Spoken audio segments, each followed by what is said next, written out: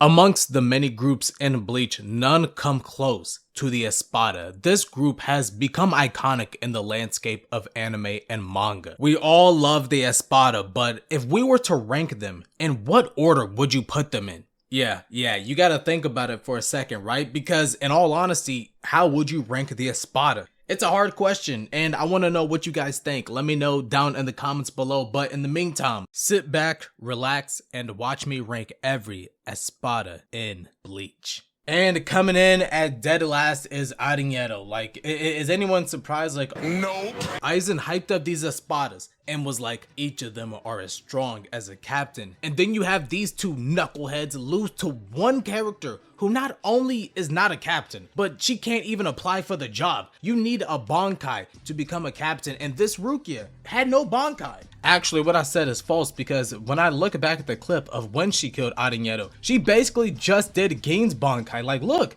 that's the same as Gin's Bankai. So that man Aranyeto basically lost to a false Bankai. Like, dog, you're a fraud. Everyone keeps going on about, oh, Gojo got jumped 3-on-1. Dog, Rukia got jumped by the equivalent of 33.6 thousand hollows. And they all lost. Aranyeto, you're dog water. The 7th Espada of Intoxication, Zemari. I'm not gonna lie, I am highly disappointed in Zemari because he could have been something special. He was the 2nd or 3rd black person in Bleach. The way that he was booked was just one reason as to why I didn't like him. First of all, he had one match, and it was just the Jogo treatment. Zemari's one and only fight was against Byakuya of all people. Zemari, low-key, has some broken abilities. He can move so fast, he's creating doubles. And then you have his Resurrections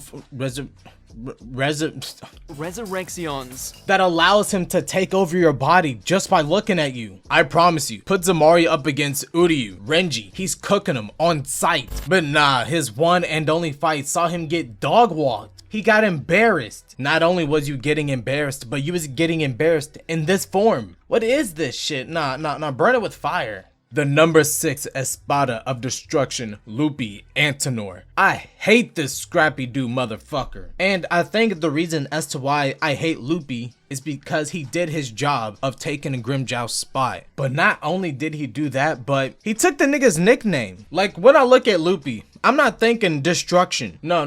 I'm thinking more on the lines of submissive and breedable. I mean, even Grimmjow got in them guts. The number 10 Espada of Rage, Yami Realgo. Yeah, I said 10, and the only reason why I'll never, ever recognize him as the number 0 rank Espada is because, quite frankly, I don't give 2 fucks about him. I like his gimmick. I'm the weakest, the lowest ranked Espada. Psych, I'm actually the strongest. And yet, he's so boring. This man Kubo had this last ditch effort to make Yami a cool character. Oh, no. He's not the number 10. He's actually the number 0 Espada. He's the strongest one of them all. And yet, Yami got off-screened. And the crazy thing is, he was fighting Kenpachi and Byakuya. How do you fight the 2 biggest main eventers of the Gotei 13 and don't make it on the TV? The number 2 Espada of Senescence, Baragon Louisa Byron. Yeah, this is how you know this list is not based on strength. Like how most of you all probably think it is. Nah, this is based on my opinions only. And Baragon, I could give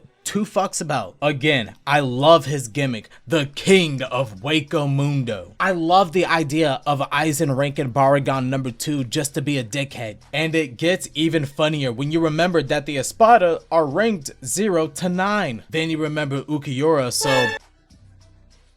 Look, I'm just trying to say, him being the king of Wako Mundo doesn't really mean anything when A, we don't really get to see much of his character. He gets a cool fight with Soifon and that's it. I will give props where props are due. His design is fucking badass. Both the Resurrection and the base form, it doesn't matter, pick one. Baragon has everything to be a main event Espada, but when you compare him to the other ones ahead of him on this list, he doesn't really stack up. The number 5 Espada of Despair, Noitora Gilga. With a short amount of time that he was on screen for, he showed everyone why he's an Espada that you should all remember. Ranking wise and story wise, he's stuck in between the two most popular Espada, and yet he's still better than Baragon. He's just a smoke demon that just wants to die doing what he loves. And I respect that, I really do, but well, does that require you being a misogynist? Like, I just don't understand it. You was hating on Nelly L and she was walking around looking like this? You know what? Look, Noritora, you had one heck of a run. You had an amazing transformation, some great riding, 2 good fights. You lived your life to the fullest, but at the end of the day, I can't respect you because you died not smashing Nelly L, even though you had the chance. Number 3 Espada of Lamination, Nelly L to Odin Schwenk. I can't believe I got that on the first try. Just like her counterpart Noritora, she needed more screen time because I absolutely loved her. First, we have Baby Nell. Who doesn't love Baby Nell? Every time she shows up, you know it's gonna be a great time. And that's because she lacks the one character trait that makes all of us hate children. She's not annoying. And instead, she's hilarious and helpful. And then you have the adult form, which is a badass in its own right. I mean, come on, look how badass she is just swallowing that Zero whole. But nah, in all seriousness, I really do like Nell, and I really do wish she had more screen time. Like, come on, Kubo, you could have at least had her and Noritora finish out their fight. That's like the least you could have done for her, but oh well, I guess. She's still a top tier.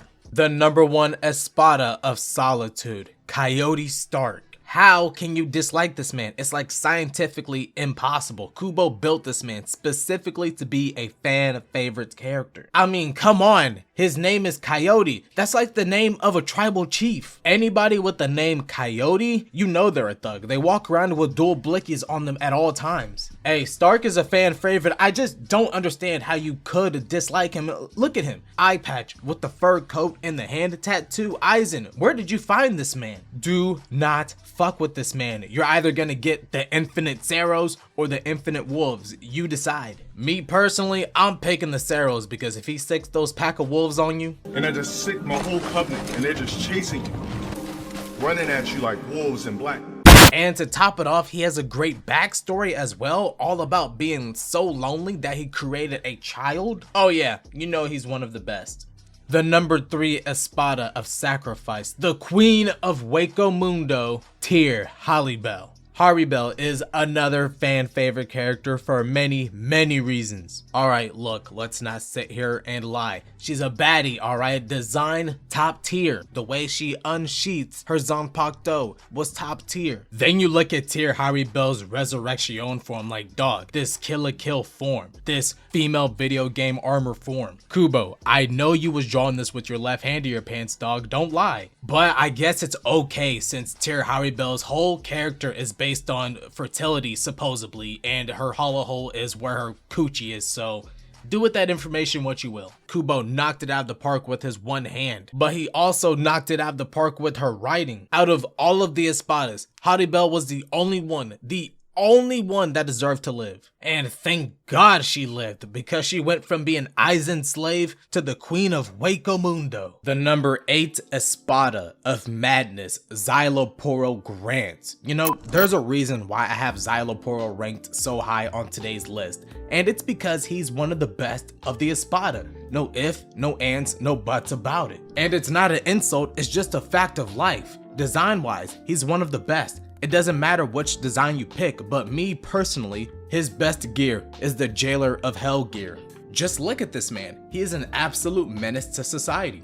His writing, easily top tier. His character work alone makes him one of the most entertaining Espada. Dude, there's a reason why Kubo trusted Szayelaporro to have a 19 episode long fight with Renji and Uryu. Like, dog, still to this day, I don't understand how Szayelaporro made 19 episodes of Renji entertaining. This man Szayelaporro is an absolute madman. He can make anything happen. There was a reason why he was the first ever 0 rank Espada. This man Szayelaporro is a walking calamity, and he does it for the love of the game. He has no ulterior motive. He's not being paid for it. He has no goal. He simply does it to do it. He just does it. There's a reason why Kubo kept Szayelaporro alive, and it's because he realizes that Szayelaporro is one of the best Espadas. If only he would continue the Hell arc. The number 6 Espada of Destruction, Grimmjow Jaggerjack. Now, I was this close to ranking Grimmjow number 1 based off bias alone, but then I realized that I have to be fair to you guys. It pains me to rank my boy Grimmjow Jack and Jill at number 2, but you know, he's second to Ulquiorra. You can't be too mad. But Grimmjow, hands down, arguably the best Espada. I mean, come on, he was this close to being the king of Hueco Mundo. If it wasn't for Aizen's bitch ass, Grimmjow would have been smoking on that Baragon pack as the king of Hueco Mundo, standing at 6'1", the smoke demon of Hueco Mundo.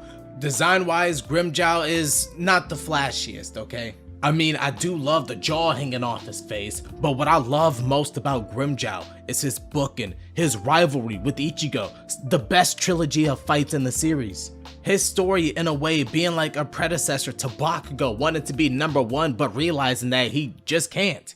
That's what makes Grimmjow jacking off a top tier character in Bleach. He is the game, the cerebral assassin, the king of kings.